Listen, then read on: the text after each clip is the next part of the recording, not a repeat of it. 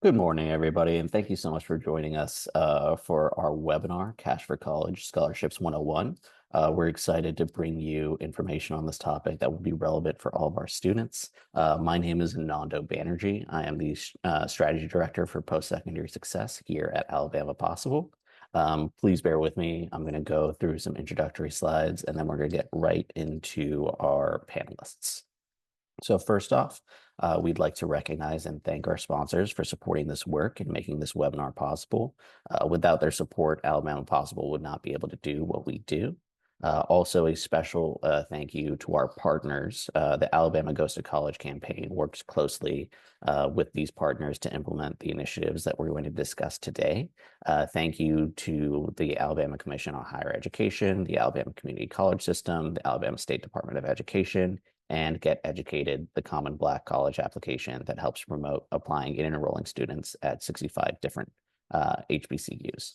So, couple of housekeeping things before we get started. Everybody who's participating, please keep your microphones on mute at all times to avoid any feedback during the presentation. During the Q&A session, you may unmute if you have a specific question. This webinar will be recorded and posted to our YouTube channel, youtube.com/Alabama Possible. Also, throughout the session, you can submit your questions into the chat feature. Make sure you're sending the chat to everybody when typing your question or comment. This way, everyone is able to see your question, and we can reduce the number of duplicate questions that are asked. We will collect questions throughout the webinar, and we will attempt to answer them during the end, during the Q&A session. For our high school educators who are attending this webinar for professional development credit, please, as a reminder, you need to answer all of the polling questions we have to receive that professional development credit. Please share your commitment to building a college-going culture on social media. You can tag us at Alabama Goes to College. We love to see the work that y'all are doing. Those are also some hashtags you can use to make sure that all of the work that is being done is kind of collated together. We're really excited to see what y'all do with your students and all the work that is going around Alabama. Finally, if you're new to, well, not quite finally, but if you're new to the Alabama Goes to College campaign, this is a statewide effort that works to ensure every student can plan for, pursue, and complete valuable post-secondary credentials. There are three components to the Alabama Goes to College campaign. Today, we're going to be focusing on Cash for College. We're going to be learning about different opportunities students can utilize to pay for their post-secondary education from our great panelists. And November is National Scholarship Month. We are excited to be able to share resources with you this morning that is really relevant to this topic. Just some quick little blurbs about scholarships in America. The numbers of scholarships awarded has increased by over 45% in the last 10 years across the country. Each year, an estimated $100 billion in grants and scholarship money is awarded through the federal government and the colleges and universities themselves, and an additional $7.4 billion is awarded through private scholarships and fellowships annually. So there is money out there, and we want to make sure that we're providing our students with the best information on how they can access and be awarded that money. Danielle, let me share this first slide and then I'll hand it over to you. So I would like to introduce our first panelist, Danielle Gunder from Get Schooled. Danielle is the Senior Program Manager for College Access and Success at Get Schooled, directing programs and campaigns to support young people getting to and succeeding in the post-secondary pathways. Prior to Get Schooled, Danielle was a high school teacher in Phoenix, where she also served as a college advisor. And then for 6 years, she worked at the University of Washington School of Medicine. Danielle is also an AmeriCorps alumni and a first-generation college student. She earned her Master of Secondary Education from Arizona State University and 2 Bachelor of Arts in Biology and Psychology from Gonzaga University in Spokane, Washington. Thank you so much, Danielle, for taking the time, and I will pass it off to you. Thank you. Yeah, so good morning, everyone. I am actually in Seattle, Washington, so a couple hours ahead. I do apologize in advance. I have 2 lovely rescue dogs from Louisiana. I gave them bones to distract them, but we'll see. They may make an appearance. like you heard, I'm from Get Schooled. We are a all digital, completely free national nonprofit, and we were originally started in 2010 with a really great donation and grant funding from what was then Viacom. It's now Paramount, and the Gates Foundation here in Seattle, because our founders saw that there was a lot of really great college access information out there, but it was written by adults for adults on platforms that adults use, and not really written for a young person on a platform where young people go. And they wanted to change that. When I say we're completely free, we are completely free. We're grant funded so that we can be free to young people like at all times. And we're also what's called ungated. So you can access the majority of our things without a password, without a login, without a like 5 article limit. And I'll talk about the couple of things that you do need a password for, but it makes sense they're usually because we have to send something back, and so we need an email. Real briefly about Get Schooled, we support young people through 4 specific channels: accessible content, digital support, amplification and reach, and collaborative partnerships like this one in Alabama. I'm going to go deeper into the first 2 because those kind of explain more about what we have for you and young people, and what is available to use. So the first is accessible content. We have a website, a YouTube channel, social media, PDFs, downloadable posters and worksheets, and all of those are what we call mobile first. So they show up on a desktop, but they are mobile friendly. That is because we know 91% of young people that access us are doing it from a phone. 76% of educators do it from a desktop, and that makes sense. So we need to make sure that what they see fits well on a phone screen, looks right, and is they're able not only to access it, but to engage with it.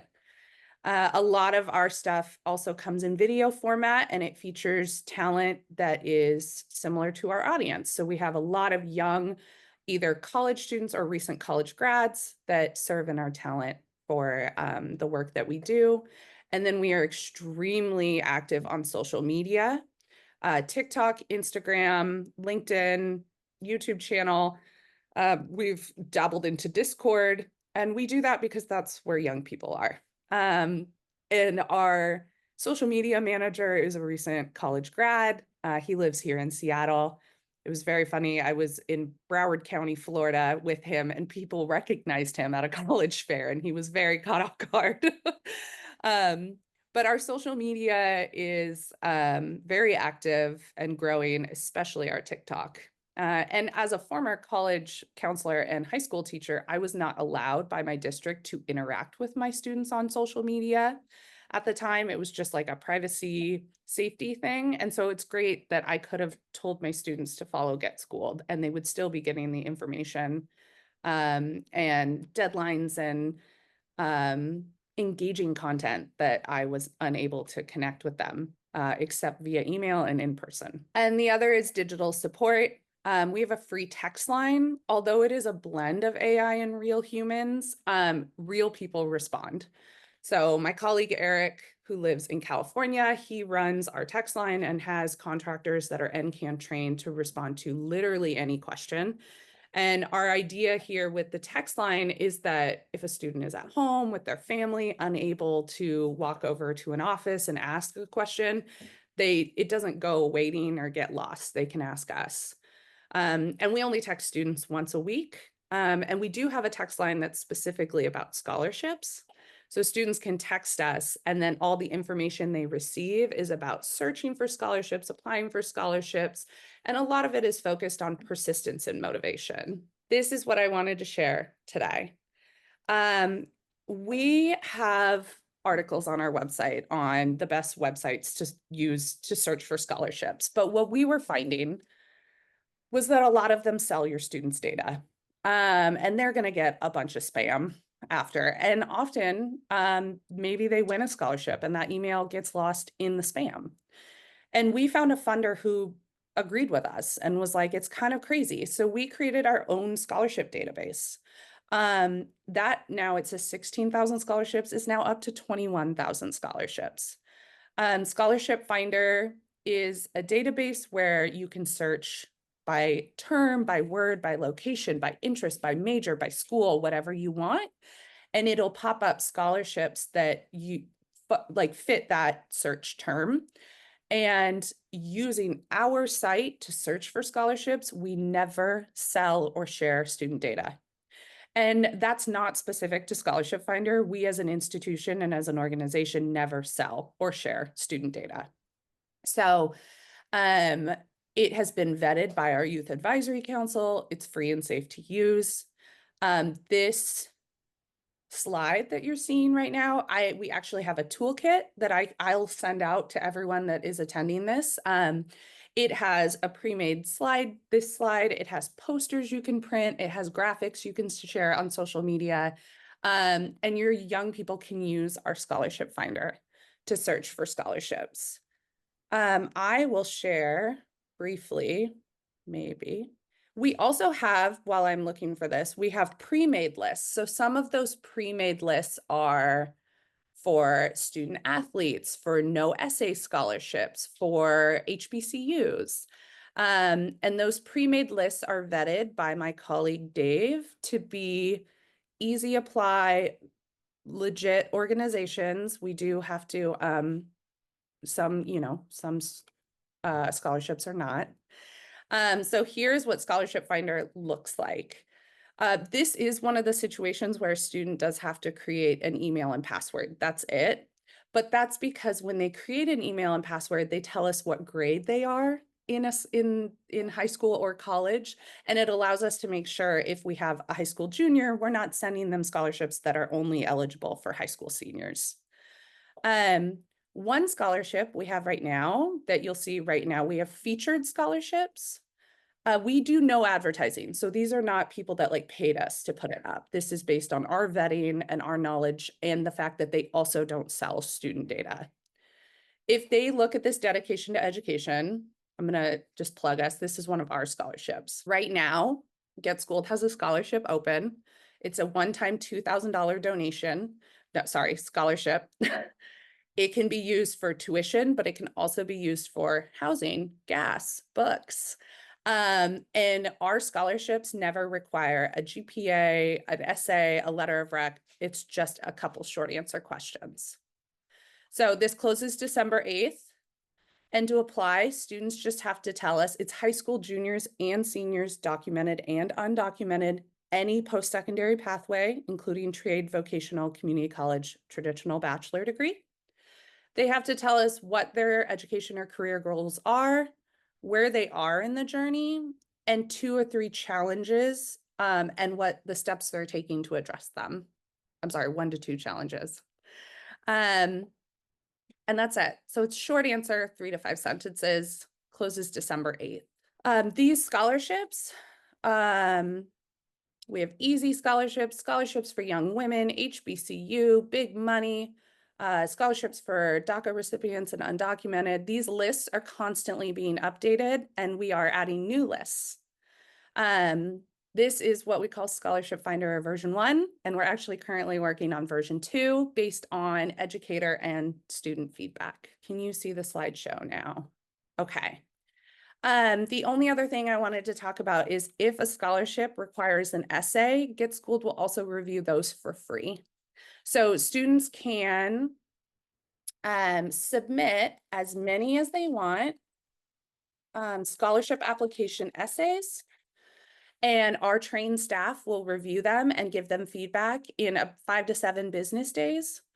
And all they have to do is tell us the prompt and what school they're submitting it to, and then we will review it, get it back to them. We will review as many as they want, as many times as they want. We have never put a cap. We have never turned a student away. I will say right now it is very busy, so we're closer to the 7-day turnaround than the 5-day turnaround, but it is very busy essay season. If you have any other questions, you can subscribe with that QR code to our educator newsletter. By doing that, you get 1 email a week And you also have access to me. So you can respond to that newsletter at any time and ask me any questions. My whole job is educator and partner relationships. And as a former educator, like, I don't want you to go search for something. Just ask me, I'll send it to you. And if we don't have it, we'll make it. That's one thing that's really great about Get Schooled. Oh yeah, so the URL, thank you. It's getschooled.com/educators. And again, we don't sell or share your data either. I hope our scholarship finder is helpful. I hope we've had, I think, 120 young people last year told us they found $560,000 on our scholarship finder. So we know young people are using it, and young people are enjoying it. And like I said, we are constantly working to improve. So any feedback you have, please send my way. Any questions you have, please send my way. I will put my email in the chat. And I will also send out our scholarship finder toolkit to this group, and you can use everything in there for free. So we are a national organization, but there are times that we do state and regional specific scholarships. So right now we actually have a local scholarship in Oregon and Washington because we have a funder up here, but we are a national organization. But if a student texts us with even like a question specific to their school, we will go searching and try and help them answer it. We've never turned a student away in 14 years. Yes, we have scholarships for students that are already in college. We also have scholarships for students. We do a trade week. So we have scholarships that are specific to trade school, vocational program, community college transfer students. We try to make it as inclusive as possible. Danielle, thank you so much for all of that. And also for people who still are asking questions, keep on putting them in the chat. We've got a Q&A at the end. If they're Danielle specific, she will have time to answer. But for the rest of our panelists, I would like to move to our next panelist. But also just thank you so much, Danielle. I truly, truly wish when I was applying to college, the scholarship finder tool existed. It would have really helped my stress out and probably helped me get some more money. So next we have Glenda Allred, Alabama's Deputy State Treasurer. Glenda has a professional background in both public and private sectors. She has served Alabama as Deputy State Treasurer for more than a decade. Prior to public service, she worked in banking for 15 years, where she managed corporate marketing and shareholder relations. Glenda earned a Bachelor of Arts in Business Management from Huntington College in Montgomery, Alabama. Glenda, the floor is yours. Okay, thank you. Can you hear me? Yes, ma'am. Okay, good. I apologize to everybody. You cannot see me. Something is wrong with the $25 camera that's on my computer. So my apologies for that. But anyway, it's good to be here and talk about the College Counts Scholarship Program. This is actually a program that I researched and developed myself along with other Treasury staff about 13 years ago. In our first term in office with State Treasurer Young Boozer. And so it's been going very strong now for 12 years. And in the past 12 years, we have awarded $11.6 million to around a little over 3,300 Alabama students. And this is an award, this is a scholarship program that is for Alabama students going to Alabama colleges and universities. So the awards, if you want to flip to the next page, Ananda, the awards are, so they are $2,000 awards if the student gets the award and they're going to a 2-year school. It is $4,000 if they go to a 4-year school, and this is a freshman only award, so they just get it the first year. The intent of our program is to basically help more Alabama students get into college. A lot of times, if we have found if we get them started, they have a little more incentive to stay there and do what they can to stay. So that's why ours is freshman only goal. the eligibility requirements are there in the left panel. We actually changed something this year. The previous 12 years, we have required a 26 or lower on the ACT to apply for this. We actually bumped that up to 29 this year. So that is new for those schools that require an ACT. And so that's really the only change we have made to this scholarship program since its existence. And like I said, they have to be a high school senior or going to college for the first time. Obviously, this will be for their freshman year next year, starting in 2025. Minimum GPA of 2.75. They do have to be a U.S. citizen and an Alabama resident, planning to enroll in the Alabama eligible school for fall of next year. And then they have to demonstrate financial needs. So this is a needs-based scholarship, not merit. And we typically award a little over 300 awards every year. And what we do is we have an internal policy to award at least 2 per county. So with 67 counties in the state, when our firm, our vendor that processes these awards for us, when they go through all the completed and submitted applications, they sort these first by county, and they do a first pass to try to find 2 per county, obviously, that meet that financial need requirement. And then after that, the rest of the awardees are based on need.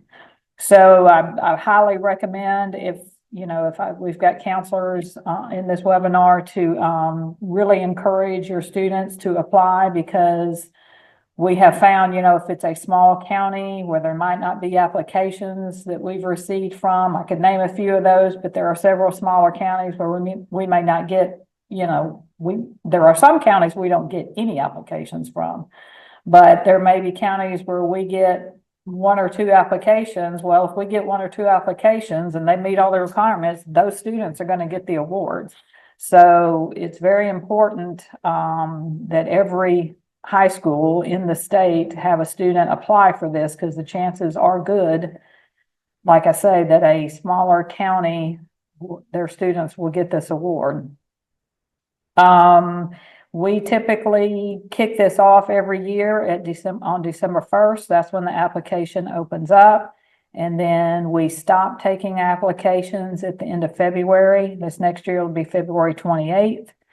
And we get those awarded usually by the beginning to middle of April. And we send out certificates to all of the awardees. We get those out to the counselors at each high school.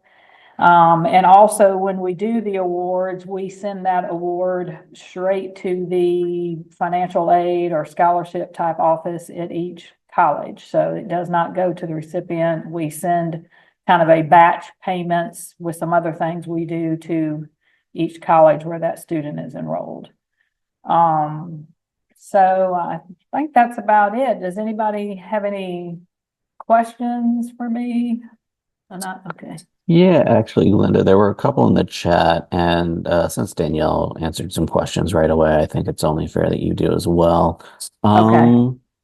One of them is, and a couple of them seem connected, so I'll ask you a kind of a combined question.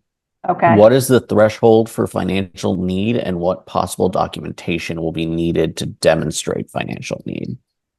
Well, I don't know. I can't really answer the threshold, because it really and with the changes they made in FAFSA this past year, that financial need number can actually go negative now, which I don't think we had that before. So, a lot of when we look at the statistics after each award year, so let's say we look at it really probably for the past 12 years prior to this past year. In the early years, we look at our numbers and where the mean and the mode of the financial aid numbers or the need, so to speak. And I mean, it can be 0. We have a lot of zeros. So that number is kind of hard to predict. And in terms of the financial need, they have to provide, we require them to upload a report, showing their parents or guardians, tax numbers. So they use a tax return to generate a number. And then that's kind of on the honor system. They don't have to show those documents, but that's where they're pulling the data from is, income numbers from tax returns for their parents. And so FAFSA, yes, a FAFSA is required.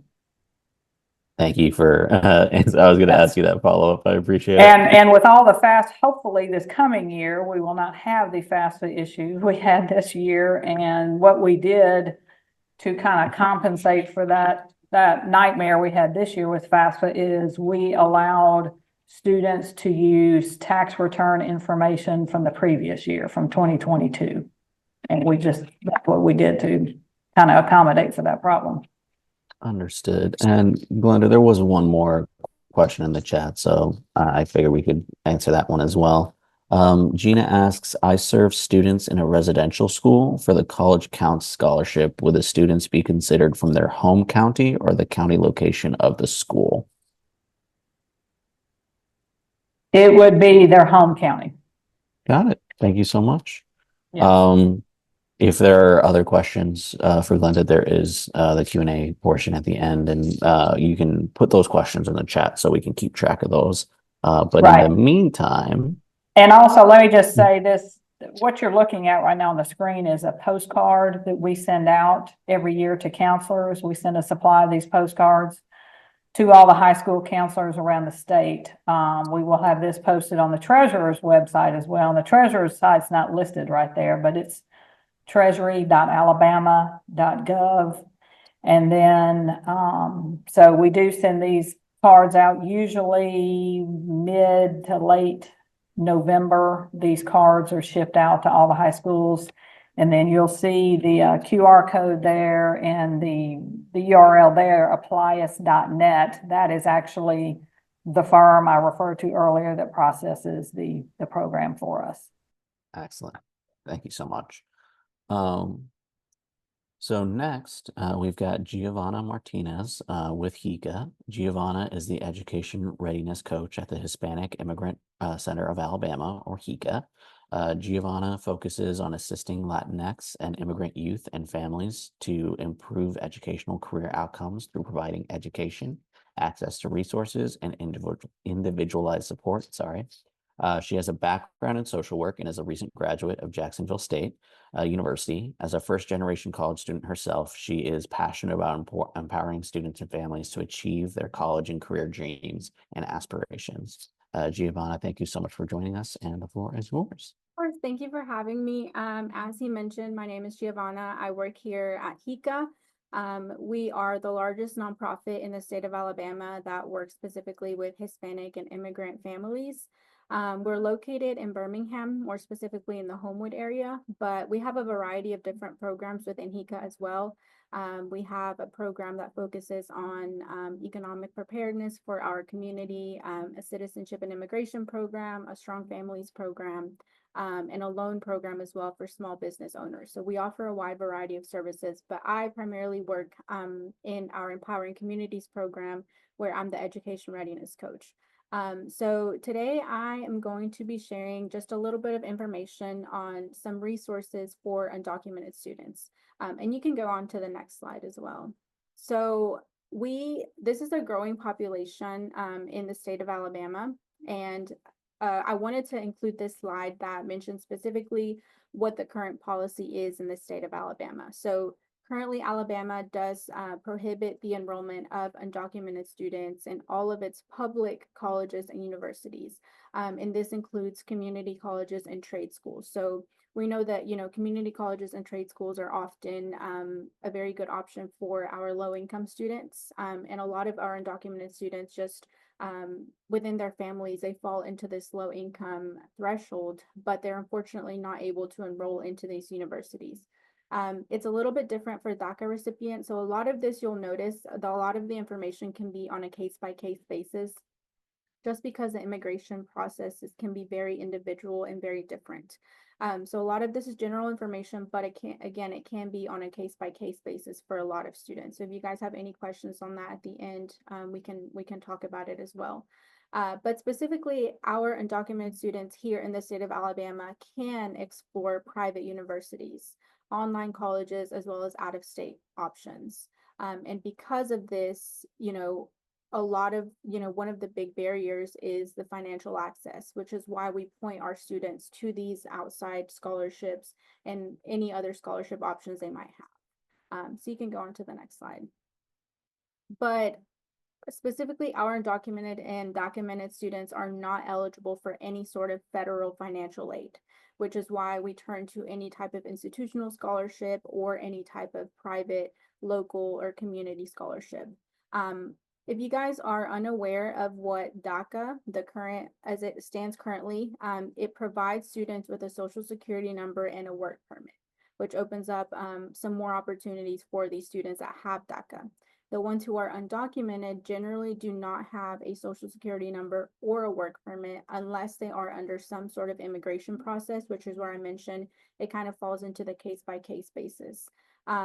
There are some states in the U.S. that provide access to state-based financial aid, but unfortunately, Alabama is not one of these states. So that's why I mentioned that, encouraging these students to look to any outside scholarship support, any private scholarships, that's going to be crucial for this specific group of students to access, any higher education. So as I was mentioning, these students can apply to private and institutional scholarships as long as they specifically do not mention that they require U.S. citizenship or a social security number. However, a lot of times that you look at these scholarships, their criteria and their eligibility is not always clear. So this is when we try to either encourage students to reach out to the scholarship sponsors themselves and clarify this, but a lot of times this can be a very difficult subject. So this is where we also encourage educators to advocate on the student's behalf. Also because a lot of the times these students have had to advocate for themselves, the whole time, all the time that they're kind of going on this journey, they've had to advocate for themselves. And so we encourage educators as well to also advocate for these students and seek out this information for the students. But we do encourage them to reach out to the scholarship sponsors directly when the scholarship criteria is not clear. But typically when they are eligible for these scholarships, they would follow the standard application process unless that scholarship sponsor tells them otherwise. In Alabama, if students are eligible to enroll into their private universities, they would be eligible for their institutional scholarships because those universities do not, that criteria, they don't fall under any kind of federal policy. So they are pretty much free to provide that aid to students as they see fit. So this would include, the private universities, merit-based scholarships, any type of foundation-based scholarships, anything that comes directly from the school, from the institution, the students would be eligible for it. This includes the private schools in Alabama, as well as a lot of out-of-state schools. This is when we mentioned that we encourage the students to reach out directly to the financial aid office because a lot of times some of these offices, when they have kind of like a relationship with a student or when they hear it directly from their student and they hear their situation and kind of what's going on, they're more inclined to kind of reach out to other people within the university and basically see what options are out there for these students. And as I mentioned, this is sometimes, a very difficult subject. So this is just a little excerpt that, I kind of shared. And this is something that some of our students, use when they reach out to these schools. And that can be by email, it can be by phone, just, having that contact directly with the financial aid office. But one example that we've put on here is, hey, I'm thinking of applying to your school. I'm not a U.S. citizen. I know that I won't qualify for any federal aid, and I would like to know what I might be eligible for and what support I can receive through the process. So it's just a very general prompt that students can use to reach out to these schools, because a lot of times students are like, well, I don't even really know exactly what to say when I reach out to them. But also, if the educator decides to advocate on the student's behalf, If the student's not comfortable in sharing that directly, that's another avenue that can happen, because that way the educator is just, seeking out information in general, and the student doesn't have to basically mention their status in any way. But if the student does feel comfortable reaching out to them directly, this is just a good little general prompt that they can use when asking those schools for their institutional aid. As I've mentioned, there are a lot of universities that are very inclined to support specifically undocumented students. So there are some schools that are more committed to supporting these students than others, which is why we always mention that it's very necessary really to reach out to the schools directly. We wish there was more of like just a general kind of like process that this is under, but really it's very personal to the school as well, and kind of like what support they're willing to provide the student. When looking for any out-of-state options, we do encourage students to be aware of any state residency requirements for public colleges and universities, because some out-of-state schools will require students to have lived in that state for a certain couple of years, or to have graduated from a high school in that state. So we do know that some undocumented students look at out-of-state options, which is, a good option for them, but we do encourage you to be aware of the state residency requirements when supporting students in that way.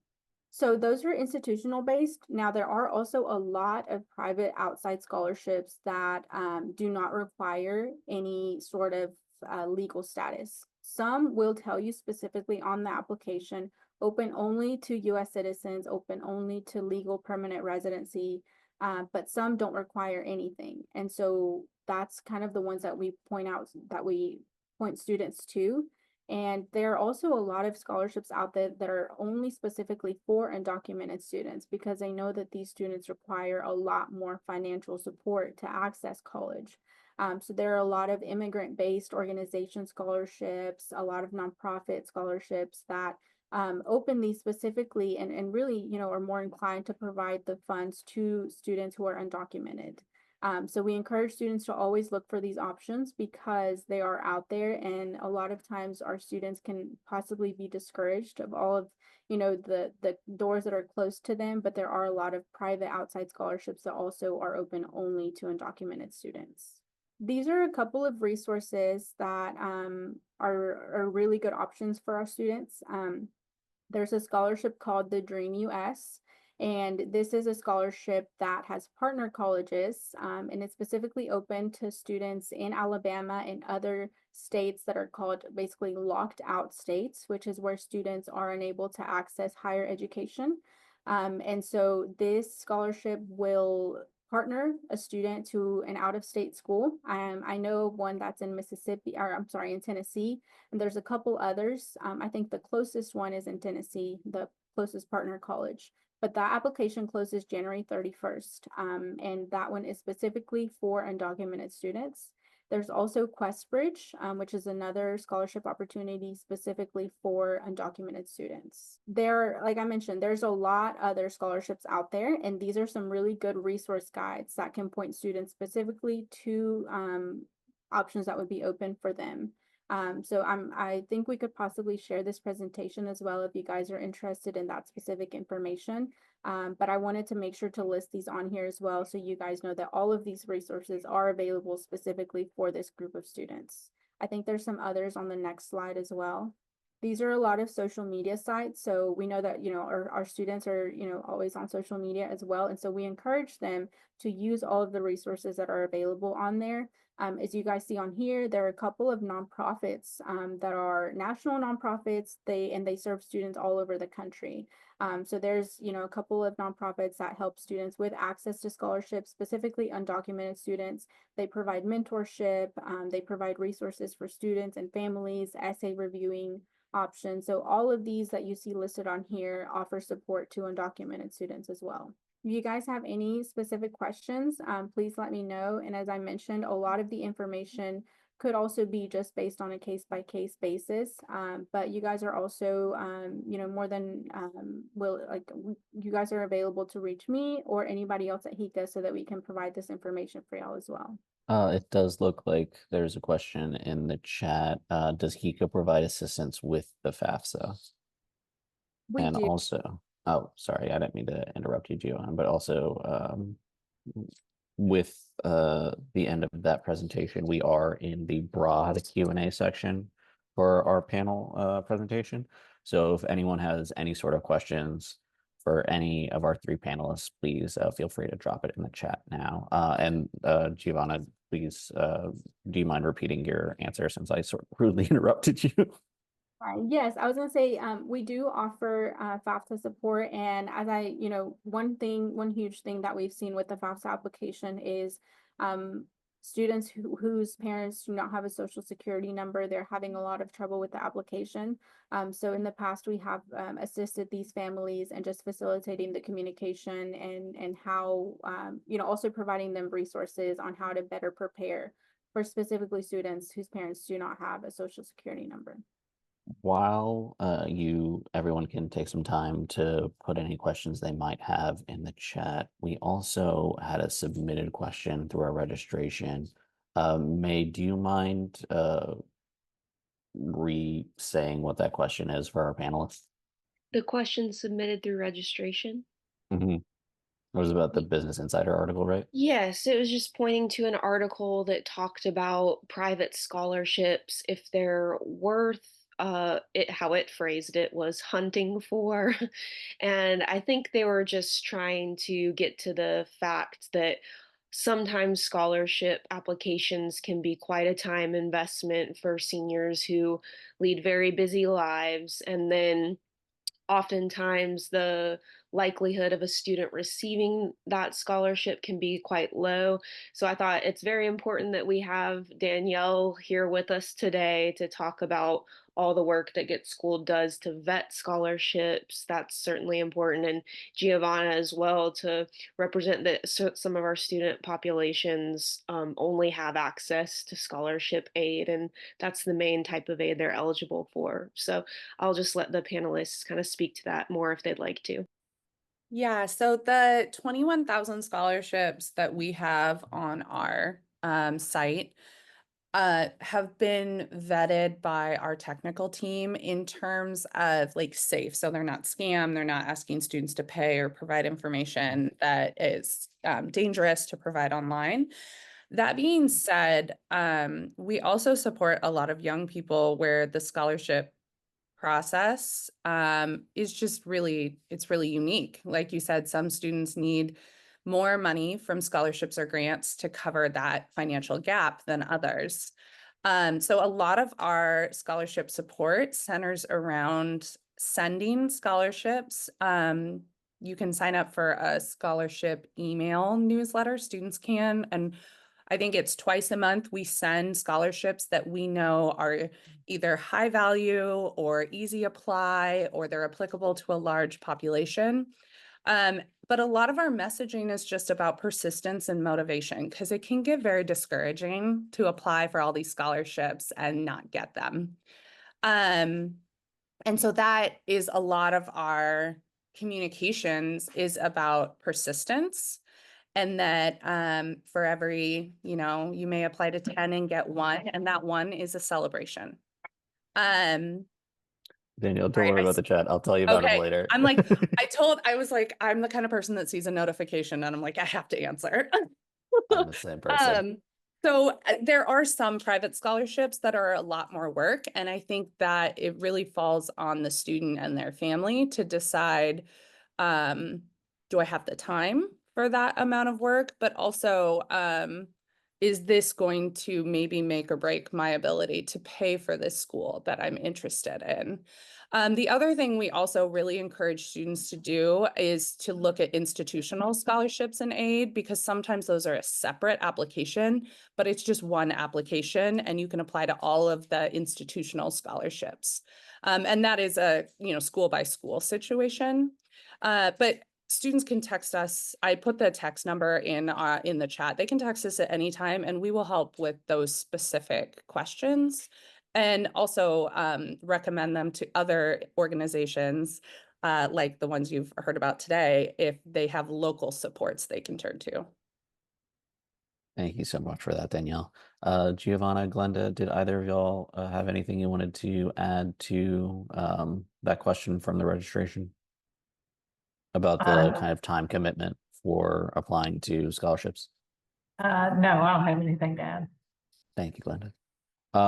There was a question specifically for you, Giovanna, in the chat. What are the best hours to contact? It says contact you, but I'm not sure if they mean you specifically or like Hika broadly. Our office hours are Monday through Thursday, 8:30 to 5 p.m. And then Fridays, we have shorter hours from 8:30 to 1:30 p.m. Okay. Also, Danielle, I believe this one is for you. Are any scholarships on Get Schooled available to underclassmen? I'm assuming they mean non-seniors. Yes. So Get Schooled sponsored scholarships are open to juniors and seniors that just have to be enrolled in a accredited institution by a certain date, which for juniors is enough time. And then we are also expanding our scholarship finder to include scholarships open to 9th and 10th graders, and also obviously college students. Hey, That's Daniel, delightful. this is Manisha here. Did I see one for sophomores on your website, or am I making this up? Yeah, probably. There was something for sophomores. So yeah, if y'all go on to Get School website, the website, oh my gosh, it is the most user-friendly website. If you go on there and look for scholarships, you'll find some. I think I saw one for sophomores. Giovanna, there's also a question in the chat for you. Are there any resources I can contact in the Auburn, Alabama area? If you mean just like general nonprofits or organizations that serve the Hispanic community, one that I know of right now that's located in Auburn is called Esperanza House. But also HICA, we offer our services to the whole state of Alabama. We, a lot of times we try to facilitate our services through a Zoom call, through phone call. So yeah, as we are open as well to anybody in the state of Alabama. Thank you so much. And I know this was already answered in the chat, but just in case, for people who didn't see the question, does Get Schooled have a universal application that shortcuts the application process with specific scholarships in a fashion similar to the Common App? The answer was no. Does seem like an interesting thing to try and develop in the future, but I imagine that would require a lot of scholarships to have an agreement to have a scholarship Common App, and it doesn't look like that is currently in place. Are there any other questions that people might have? I believe we've gone through all the ones in the chat. If I missed one, please do let me know. Okay. If something pops up, please feel free to continue posting in the chat, but I will move on. So for the professional development hours, this is the info you need for Power School. That is the URL. The course number is 322173. The section number is 510294. We will include all of this information in the follow-up email that we will be sending. And also that follow-up email will include a PDF of the slides. So there will be multiple ways for you to have access to this information. Do make sure that you register on Power School to receive this credit. You have a small window after this webinar to get it done. I believe the next 2 business days. Just a couple of info from us. We've got a couple of upcoming dates. Well, there's some upcoming dates we want you to keep in mind. The Alabama Counseling Association Fall Conference is coming up next week. And also on November 20th, we are hosting another webinar, Cash for College, the FAFSA follow-up webinar. This is a follow-up webinar of the FAFSA webinar that we had a couple weeks back. It will be at 10:30 a.m. And we'd love to stay connected with you all. You can find us at alabamagoestocollege.org or email us at alabamagoestocollege@alabamapossible.org. Thank you so much for joining us. And of course, oh wait, Did I skip over? Yeah, I skipped over our help desk info. A reminder that our help desk is available to educators, community leaders, students, and families. We encourage you to contact us with your questions. Please encourage your students and families to do the same. You can call or text us at 334-316-6155 on the weekdays during business hours. Again, please free to send this info to your students. And that is it for us today. I